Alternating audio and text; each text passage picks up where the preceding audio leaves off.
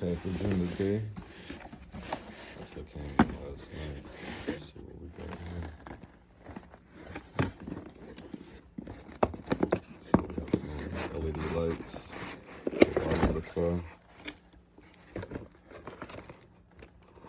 Pretty much some underglows.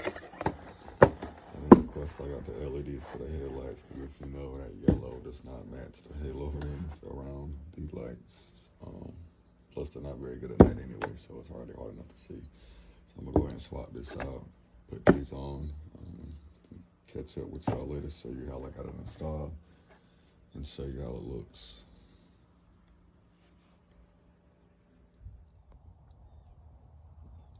Alright, so as you can see, we have the LED lights here. Pretty much plug and play, so it'll just plug into the regular adapters. But this side, you can literally just take the dust cap off here and pop the light in. For the other side, of course, you're gonna have to move this air box. So of course there's this bolt here. You wanna loosen this bolt, you'll just lift it up, and then you can get to the light back here.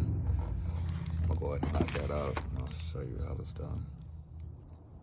All right, and as you can see, we got the headlight out here, got the dust cap removed. Put this in this box because it's still good. I just don't want to use it anymore, of course, because it's yellow. So this is the dust cap. It's back here in the back. You just have to twist it, and then it'll pop right out, right back here. And it's the plug. So you'll just pop the fastener off here, and the light pops right out. So we're gonna go ahead and get these LEDs popped in. Of course, we have the seals to go on first, and then we'll install the lights. I'll show you how it looks when I'm done. All right, as you can see, we got the caps back on both sides there. Both lights are installed now. Let's take a look and see how it looks. I'll insert some screenshots of the before and after, and a little of one on and one off, so y'all can see the difference.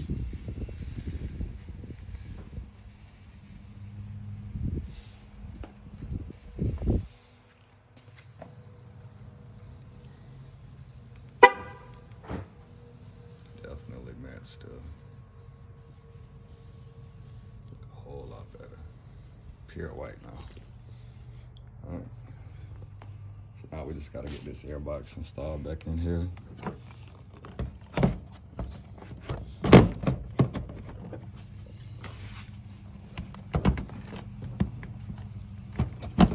It's gonna slide right back down, right back into place.